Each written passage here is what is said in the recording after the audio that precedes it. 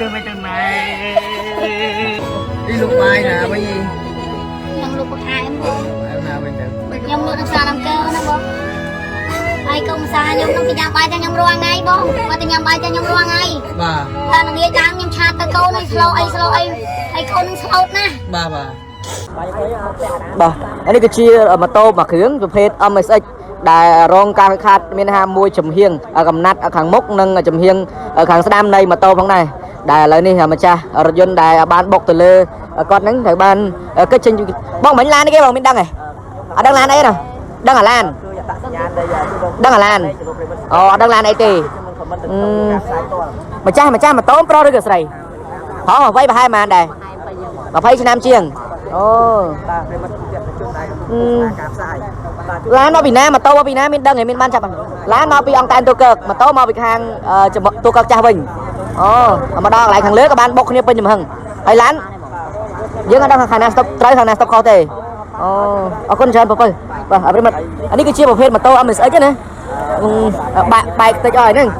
ហើយណាមិញម៉ូតូខាងលើហ្នឹងគឺមានបំពាក់សាលេខភ្នំពេញ1 JK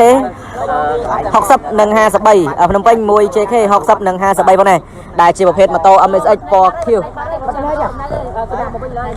អូស្លាប់ហើយចាស់ហើយបាទយើងព័ត៌មានបន្លំហ្នឹងណាបាទប្រិមិត្តនេះគឺជាព័ត៌មានបន្ថែមទទួលបានពីខាងណាមកបងអូចាប់បាទស្លាប់បាត់ហើយប្រិមិត្តជួយ share ដើម្បីចែករំលែកដំណឹងខាងលើនេះម្ចាស់ម៉ូតូខាងលើគឺជាព័ត៌មានបន្ថែមពីខាងរថយន្តសង្គ្រោះមកវិញគឺគាត់បានស្លាប់នៅកណ្ដាលផ្លូវពេលដែលបញ្ជូនទៅមន្ទីរពេទ្យណានេះស្លាកលេខម៉ូតូខាងលើបងប្អូនជាអាចជួយ pin comment បានដែលម៉ូតូខាងលើបំពាក់ស្លាកលេខ 1GK 60និង53 1GK 60និង53ពាក់ស្លាកលេខភ្នំពេញណាប្រិមិត្តដែលម្ចាស់ម៉ូតូបច្ចុប្បន្នដែលទទួលបានដំណឹងពីខាងក្រុមគ្រូពេទ្យឬក៏ហៅថារថយន្តសមុយនៃមន្ទីរពេទ្យឯកជនបានបញ្ជូនទៅមុននេះគឺជនរងគ្រោះខាងលើត្រូវបានដាច់ខ្យល់ស្លាប់បន្ទាប់ពីបញ្ជូនទៅមន្ទីរពេទ្យនៅតាមពាក់កណ្ដាលនៃផ្លូវតែម្ដងឥឡូវនេះកំពុងតែបង្កការញាប់អាខ្លាំងមែនទែននៅត្រង់ចំណុចទីតាំងកន្លែងកន្លែងនេះសឹងតែអំបែងនៃរថយន្តនិងម៉ូតូខាងលើគឺបានបាក់បែកចាក់ចាយពេញតែនឹងតែម្ដងហើយស្រឡាញ់ដែលខ្ញុំបាំងម្រាមដែរនេះគឺកន្លែងដែលគាត់ដួលដាបនៅកន្លែងតែម្ដងសុទ្ធសឹងតែឈាមណាប្រិមិត្តបាទឥឡូវនេះក៏បង្កការញាប់អាដល់ប្រជាពលរដ្ឋខ្លាំងមែនទែននៅត្រង់ចំណុចនៃផ្លូវបំបែកខាងលើនេះឯងដែលរថយន្តគឺបើកបរទិសដៅមកពីខាងអង្គតានទូកើកហើយម៉ូតូបើកបរពីទិសដៅមកពីខាងហៅថារង្វង់មូទូកើកចាស់លុះមកដល់ត្រង់ចំណុចស្តុបសាមនអាំងក៏បានជ្រុលប្រឡាយគ្នានៅត្រង់ចំណុចនៃកណ្ដាលផ្លូវតែម្ដងដែលបណ្ដាលឲ្យម៉ូតូនឹងខ្ទាតដល់នេះប្រិមិត្តបាទម៉ូតូខ្ទាតដល់នោះខាងកម្លាំងសមត្ថកិច្ចអត់គូហើយគាត់គូវាឲ្យយកលើកមកដាក់គៀនខ្ទាតទៅដល់ខាងនោះហើយណាមិញឥឡូវនេះកម្មការបញ្ជាក់បឋមពីខាងរថយន្តសមុយគឺម្ចាស់ម៉ូតូខាងលើដូចជាភេទប្រុសអាយុប្រហែលជាង20ឆ្នាំស្ដើងត្រូវបានបាត់បង់ជីវិតបាត់ហើយនេះតាមការបញ្ជាក់បឋមពីខាងរថយន្តសង្គ្រោះតែប៉ុណ្ណោះហើយរថយន្តដែលបានបុកនោះគឺមិនមានប្រជាពលរដ្ឋណាច្បាស់ថាជារថយន្តប្រភេទអីនោះទេហើយរត់ទៅខាងណាក៏អត់មានអ្នកណាព្យាយាមដេញតាមក្រោយផងដែរមាននឹងឡានលើកដែរឡានរត់ដែររត់ទៅណារត់ទៅខាងណាអូឡានទៅខាងសានសុកវិញអូតិចអស់ហើយហ្នឹង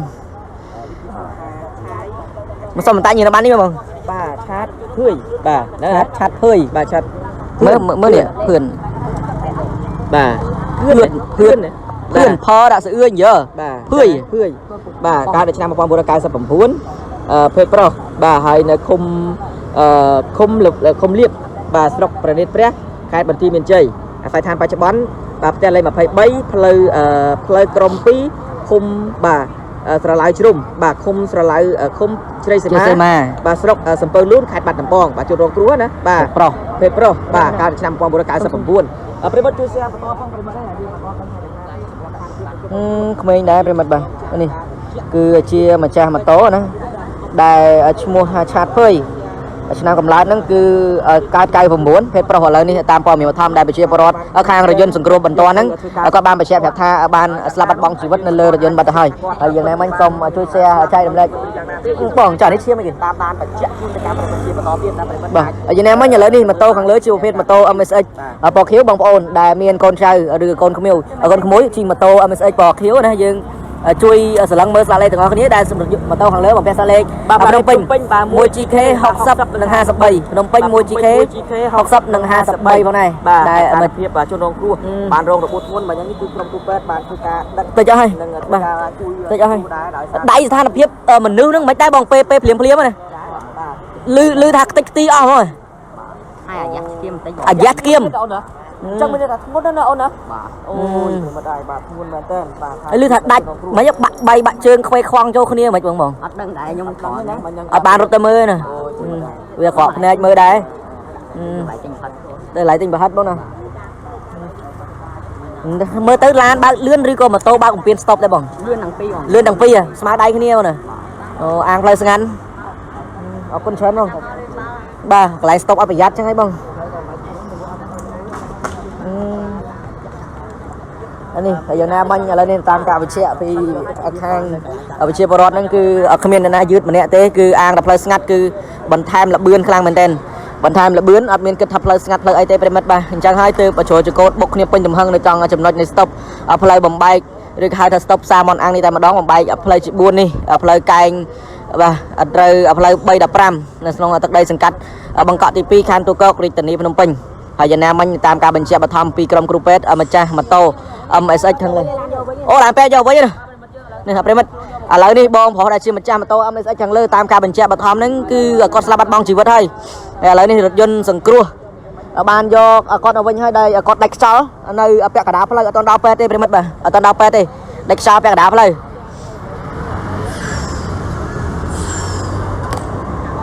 បាទ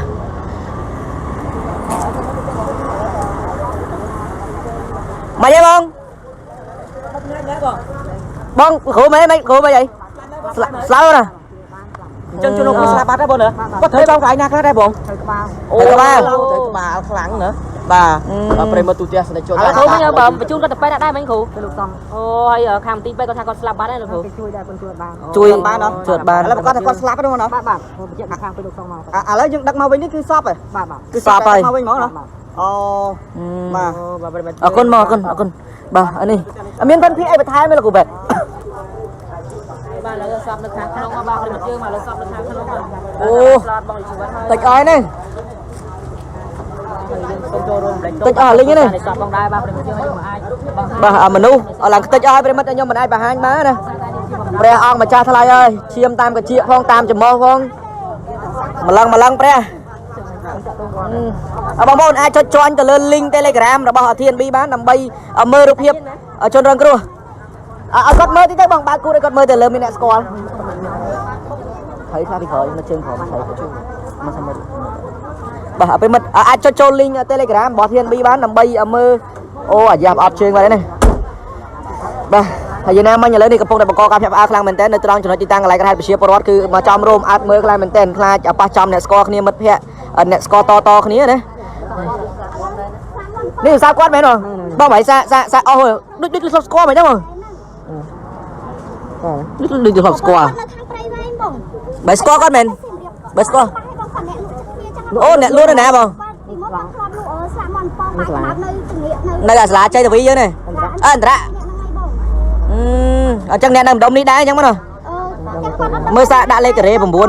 ការ៉េ9សុខណាស់គាត់នៅសៀមរាបបងដាក់5មកបង5ទាំងអស់មើល15នាទីយ៉ាត់កាំងទូរស័ព្ទបាទអានេះទូរស័ព្ទរបស់គាត់មួយគ្រឿងដែលមានភ្ជាប់នៅជាមួយនឹងរូបនេះរូបប្រពន្ធរបស់គាត់ប្រិមិត្តនេះរូបប្រពន្ធរបស់គាត់នេះជាប់លេខកូដនេះរូបប្រពន្ធសូមខាងក្រោយនេះក៏បានដែរអូយមុខដូចគ្នាដែរបើកហ្វាបងបាទនេះរបស់យើងគឺរូបបាទជួយចែករំលែកទាំងអស់គ្នាដើម្បីដឹងដល់ក្រុមគ្រួសារសាច់ញាតិរបស់គាត់ប្រិមិត្តយើងបាទប្រិមិត្តទស្សនិកជនបាទនេះគឺជារូបភាពប្រិមិត្តនេះមិនដឹងថាមានមិនដឹងថាប្រពន្ធគាត់ឬមួយក៏អត់ទេណាហើយក៏មិនដឹងថាអាហ្នឹងរូបគាត់ហ្មងណារូបគាត់អ្នកដែលស្លាប់ហ្នឹងហ្មងណាប៉ុន្តែម្នាក់ស្រីនេះយើងមិនទាន់នឹងសន្និដ្ឋានថាជាអ្វីជាមួយនឹងគ្នាទេប៉ុន្តែ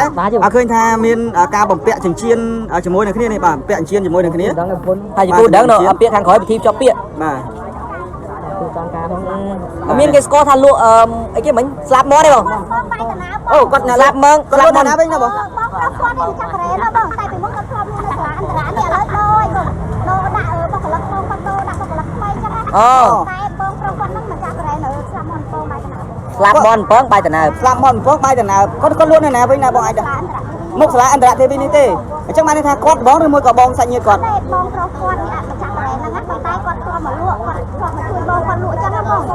chân con nước bay nước đai thế ổn hả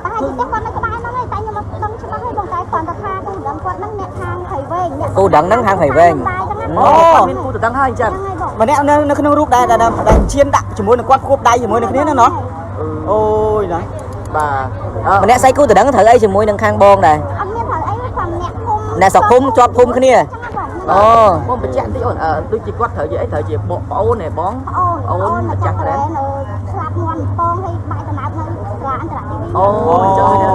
có khơi quát lúc hiệp hát đó nó nè anh ra đi tê nó chân đứng đây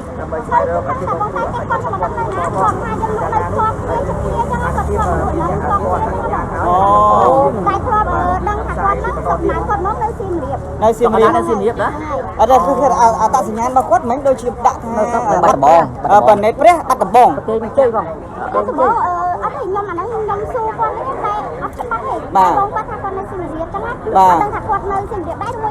bà phải quát ai nhỏ si đi mua có brand quát trai vậy chẳng đó bơi hai thẻ bơi nữa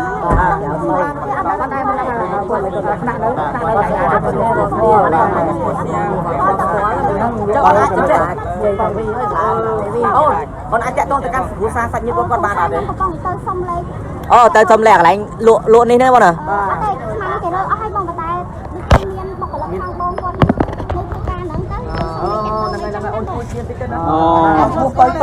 thật rồi này cho cái còi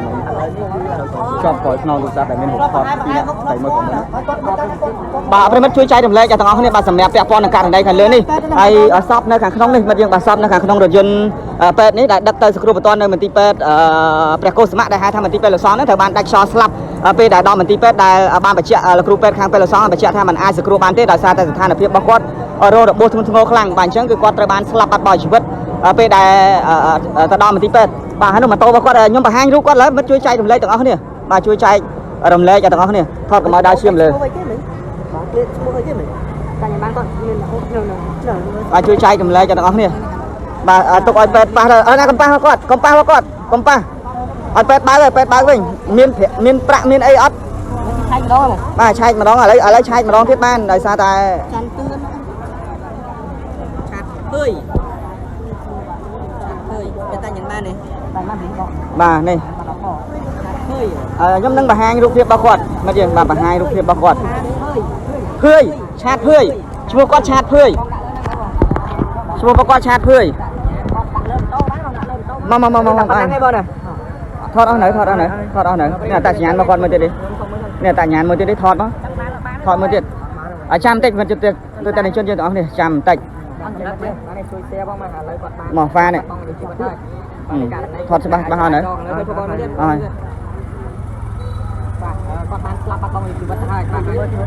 tao hả phải tôi tên này chốn nhom xôm bằng hàng phải mất chui chai tụm lấy tụm ngọc này thôi nhưng ở miền ruộng bao quát hái là này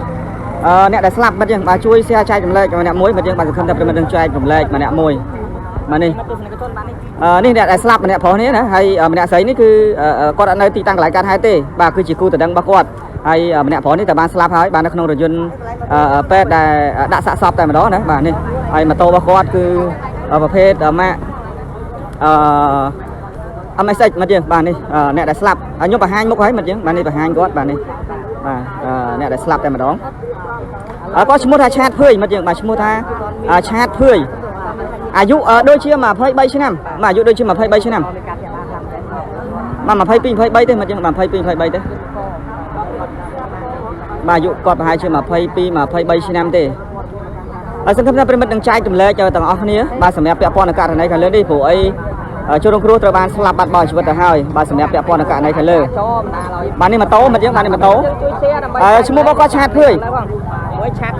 bà chát phơi con cái năm mà ponผมnói cái sắpผมcái năm mà ponผมnói cái sắpผมสำหรับคนเน็ตเปรี้ยขัดบัตรดำบองนึกน้องอาตาสัญญาณบ้านมาขวดเลยนะbàสำหรับคนเน็ตเปรี้ยขัดบัตรดำบองให้หรือถ้าก้อนในบองพอนก้อนในใบกระไรลูกไอ้ที่สลัดมอนไอ้นี่คือในอันตรายนี่เต้บากระบายในกระไรการให้นี่เต้bây giờ cho mình cái stop xa mòn ángในกระบายในสลัดอันตรายเต้ bà các bạn nó lá điện anh trả TV đi mình chứ bà này mà tố bà hay bà chạm hôm nay sẽ nạp bẹp con là cạn này cả lứa cứ mà tố bốc cho môi nó rồi dân là ta phải chạm bị bốc bị chìm rót ha rồi dân nó cứ quạt bác bấm pin phơi stop bác bấm pin phơi stop mà bốc nâng mà tố mà đa ao ở phía kia khang mà tố nâng phim rồi được bua giang thun ngô lăng mình tên bà thời ban bà chun tâm tí pe bà tai sao là với bà đại sa ta than là phiếp này là bua và quạt cứ thun ngô lăng mình tên bà chân cứ mình ai sừng cua bán bà cho ba lăng thời ban slap bắt bò chỉ vật nơi nâng pe đài bà chun đòn tí pe đấy nè bà thời ban slap bắt bò chỉ vật tại mà đòn giờ nam mấy bọn cả đây khai lớn đi sừng khâm tha smart cách nâng spy rock rồi chun bằng có đam bay dọc một từ tua control từ tam plei chấp bà bẹp bọn cả đây khai lớn để quạt bao bấm pin phơi stop bà phải chạm bị bom bom chưa rót đây nơi cái lạnh cắt hai đi ban khơi tha rồi chunประเภทมา Highlander นั่นคือquạt bao bấm pin phơi stopอย่างเลื่อนbà mà bốc nâng mà tô mà đa oi mà trang mà tôนั่นคือbao khóa bà nơi nâng trong chỗ nơi cái lạnh cắt hai bàนี่คือtrong chỗ nơi cái lạnh cắt haiนี่คือnơi này mình nhớ bà nhom xong băng trên để sai ta cái lạnh nó chiêm bà cái lạnh đại nhom băng đáyนี่คือchiêm bà chiêm ở tầng thලอกតែម្ដងនៅត្រង់កន្លែងញោមបាំងដៃនេះគឺឈាមខ្លាំងមែនទែនបាទអញ្ចឹងស្ថានភាពក្បាលរបស់គាត់ត្រូវបានបែកហើយនេះបំណែកនៃម៉ូតូបាទយើងនឹងព្យាយាមរកបំណែកនៃរថយន្តផងដែរសម្រាប់ពាក់ព័ន្ធនឹងករណីខាងលើនេះបាទសិតតែបំណែកយើងដែរនេះលប៉ាត់លប៉ាយពេញនឹងទាំងអស់ណាបាទអត់មានបំណែករថយន្តយើងថា Highlander បាទ Highlander បាទដូចអត់មានបំណែកនៃរថយន្តនេះបំណែកម៉ូតូនៅបាទខ្ទាតលប៉ាត់លប៉ាយទៅដល់នោះយើងបាទខ្ទាតទៅឆ្ងាយមែនទែនតែម្ដងណាបាទហើយបន្ទាប់ពីការហេតុនឹងរថយន្តបានព្យាយាមរត់គេចចេញពីទីតាំងនៃកន្លែងការហេតុបាត់ទៅបានសល់ទុកតែម៉ូតូចូលរងគ្រោះនៅនឹងកណ្ដាលផ្លូវហើយចូលរងគ្រោះបានដេកស្ដោកស្ដឹងនៅក្នុងថ្លុកឈាមបណ្ដាលឲ្យស្លាប់បាត់បង់អាយុជីវិតពេលដែលបញ្ជូនទៅសង្គ្រោះបន្ទាន់បាទដោយសារតែស្ថានភាពនៃរបួសរបស់គាត់នឹងគឺធ្ងន់ធ្ងរខ្លាំងមែនទែនហើយយ៉ាងណាមិញពាក់ព័ន្ធនឹងករណីខាងលើនេះមិនទាន់មានសាច់ញាតិរបស់ចូលរងគ្រោះដែលស្លាប់បាត់បង់ជីវិតចុះមកដល់ទីតាំងកន្លែងការហេតុនៅឡើយទេសង្ឃឹមថាប្រិមិត្តនឹងជួយចែករំលែកបរិយាមួយសម្រាប់ពាក់ព័ន្ធនឹងករណីខាងលើដើម្បីស្វែងរកនៃសាច់ញាតិអ្នកដែលស្លាប់បាទដើម្បីចុះមកទទួលសាកសពយកទៅធ្វើបុណ្យតាមប្រពៃណីបាទដើម្បីធ្វើឯកសារជាមួយនឹងសមាជិកណាហើយនឹងអាចនឹងដាក់ពាក្យបណ្ដឹងស្វែងរកភាគីខាងរថយន្តបាទដែលបង្កបាទដោយបើកបំពេញនៃភ្លើងស្តុបបានបុកទាំងកំរោលបាទទៅលើចូលរងគ្រោះដែលជិះម៉ូតូនៅក្នុងស្ថានភាពភ្លើងពណ៌ខៀវបាទបំពេញស្តុបតែមួយផ្លែតគឺសម្រាប់គេបាត់ទៅហើយមកយើងបាទប្រជាពលរដ្ឋបញ្ជាក់ហើយថារថយន្តគឺបើកបរបំពេញភ្លើងស្តុបបាទយើងបង្ហាញរូបភាពគាត់ម្ដងទៀតសម្រាប់ប្រិមិត្តតែចូលទស្សនាគេលោកអត់បានឃើញណាបាទនេះរូបភាពគាត់តែការនៅរស់តែម្ដងអញ្ចឹងសង្ឃឹមថាប្រិមិត្តជួយ share ទៅនឹងអាចដឹងដល់សាច់ញាតិរបស់គាត់ដែរព្រោះអីយើងមានមុខមាត់គាត់ហើយបាទមុខមាត់របស់គាត់មានហើយនេះបាទនេះមុខមាត់របស់គាត់មនុស្សប្រុសនេះណាបាទបរិសម្នាក់នេះត្រូវបានស្លាប់ហើយពិតយើងទាំងអស់គ្នាបាទសូមបញ្ជាក់ចាំតិចបាទវារៀងព្រាលតិចបាទខ្ញុំរកកន្លែងណាដែលអត់ព្រាលដើម្បីដាក់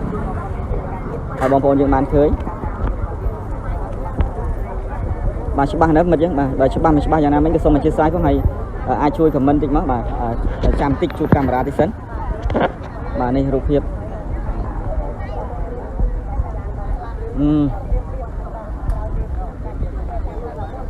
នេះភ្លឺខ្លាំងពេក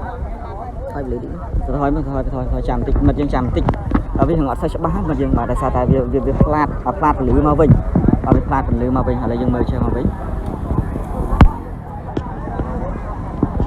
បាទនេះប្រិមិត្តឃើញច្បាស់នៅបាទច្បាស់នៅនេះបាទប្រិមិត្តយើងបាទនេះឈ្មោះគាត់ឈ្មោះឆាតភឿយមិត្តយើងបាទអ្នកដែលស្លាប់នេះឈ្មោះឆាតភឿយដែលជាបរិសុទ្ធនេះបាទហៅក្រៅហៅថាពៅតាមបច្ចេកអ្នកដែលធ្លាប់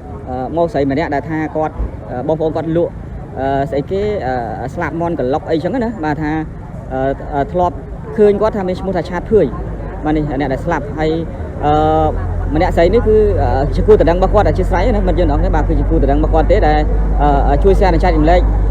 ឲ្យសាច់ញាតិគាត់បានឃើញផងក៏លោកគូតដឹងគាត់ឲ្យបានឃើញណាមិនយើងអត់ទេបាទសម្រាប់ពាក់ព័ន្ធនឹងករណីខាងលើបរិសុទ្ធដែល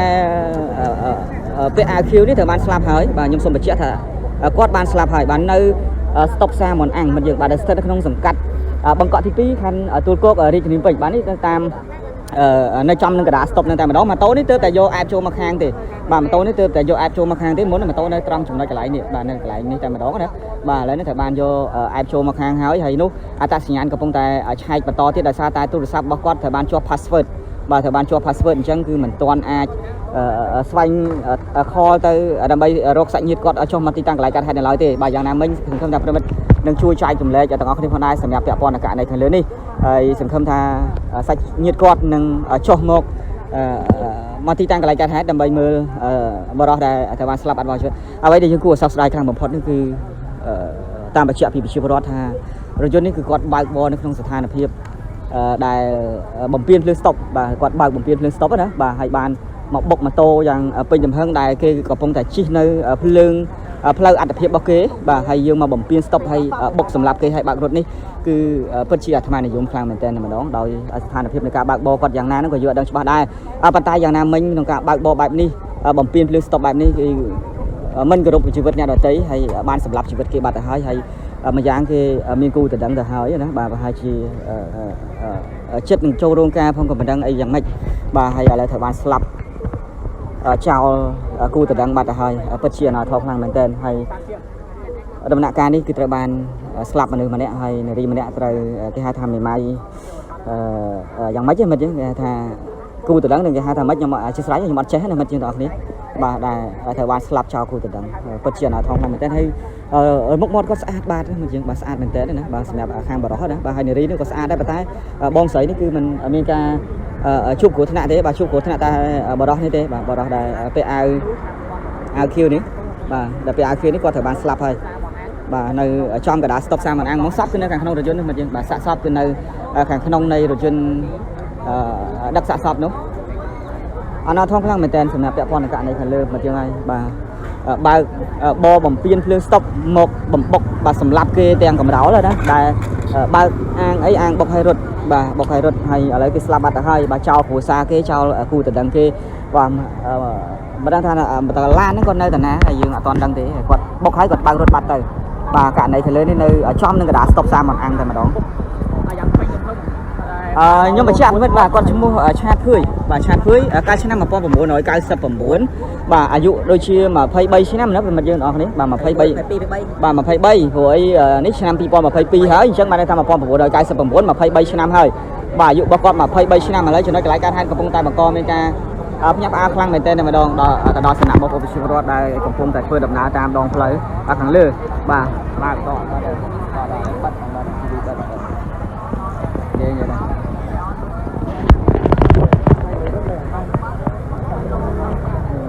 បាទប្រិមិត្តឥឡូវនេះគឺកំពុងតែបង្កការភ្ញាក់ផ្អើលណា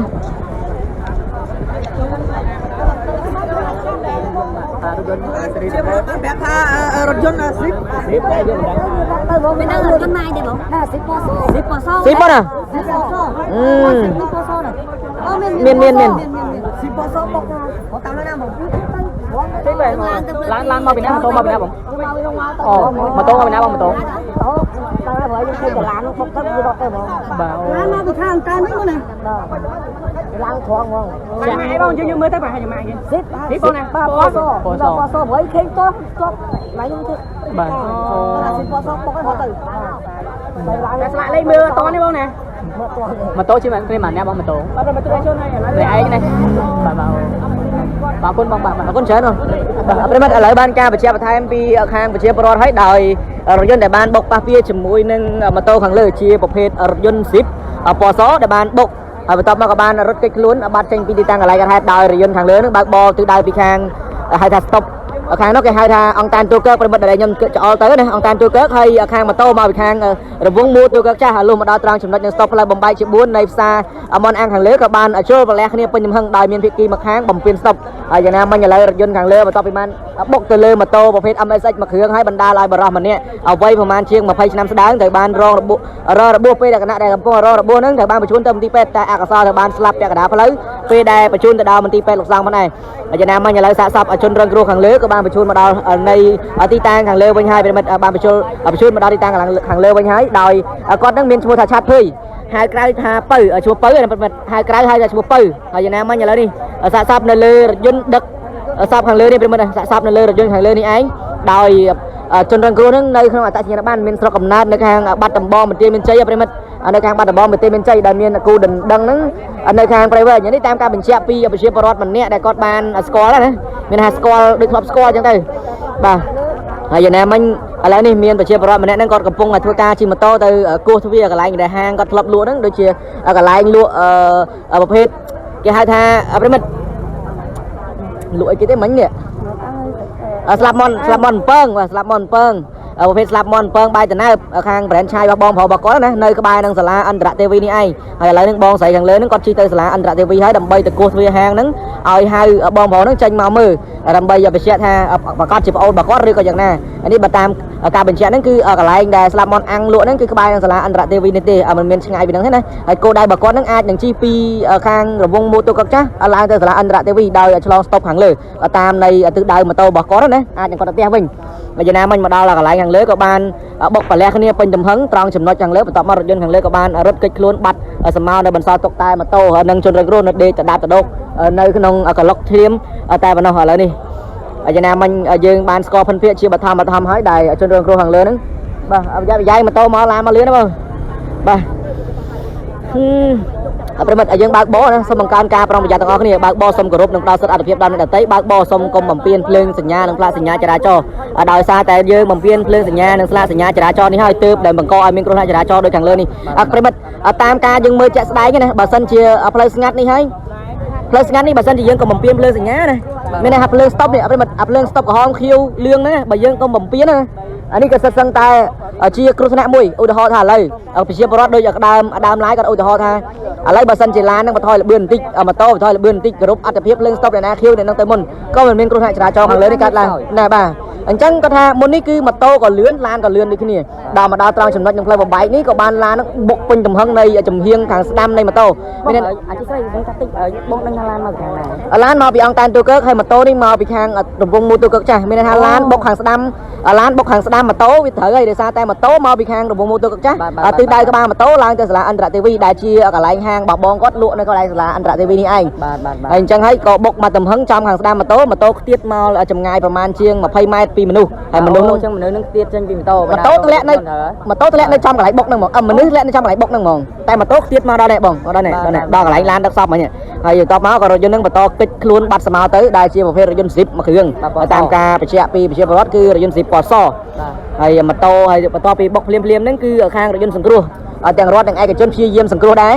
ក៏បានទៅដល់មន្ទីរពេទ្យលោកសង្ឃខាងមន្ទីរពេទ្យលោកសង្ឃហ្នឹងឆក់យកបេះដូងឆក់រីហាត់គេហៅឆក់យកដង្ហើមវិញណាហើយពេលជួយសង្គ្រោះនៅក្នុងបន្ទប់ ICU ហ្នឹងទៅជួយមិនបានក៏បានស្លាប់បាត់បង់ជីវិតប៉ុន្តែដែរគាត់ទៅដល់មន្ទីរពេទ្យលោកសង្ឃហ្នឹងតែម្ដងហើយឥឡូវនេះបានបញ្ជូនសាស្ត្រគាត់មកវិញដោយនៅត្រង់ចំណុចនៃស្តុបផ្សារមុនឯងដើម្បីស្វែងរកតើតើសាច់ញាតិគាត់បានហើយបងមានអ្នកស្គាល់បាទដឹងថាគាត់ឈ្មោះអីនៅឈ្មោះនៅខែក្រៅនេះឈ្មោះពៅហើយឈ្មោះអាយុ23ឆ្នាំសុកណាតគាត់នៅណាសុកណាតនៅខាងប្រទេសមានជ័យហើយមានគូតដឹងនៅព្រៃវែងអញ្ចឹងគាត់សប្តាហ៍ហ្នឹងគឺគាត់មានគូតដឹងហើយបាទអត់តន់ការទេគឺមានគូតដឹងហើយបាទបាទនៅធំខ្លាំងមែនទេប្រិមត្តអធិការនិកជនដែលកំពុងចូលរួមបាទប្រិមត្តឥឡូវនេះយ៉ាងណាមកខ្ញុំសូមបិទបញ្ចប់ការ live ត្រឹមតែប៉ុណ្នេះរាល់ពេលពេចនិយាយទៅលើលោកខ្វះខាតត្រង់ចំណុចណាមួយសំខាន់តែបេតូពីសំណាក់ប្រិមត្តដែររាល់ព័ត៌មានអាប់ដេតថែមក្រុមការងារធ្វើការអាប់ដេតព័ត៌មានបន្ថែមនៅលើខេត្តតពន់ website របស់ TNB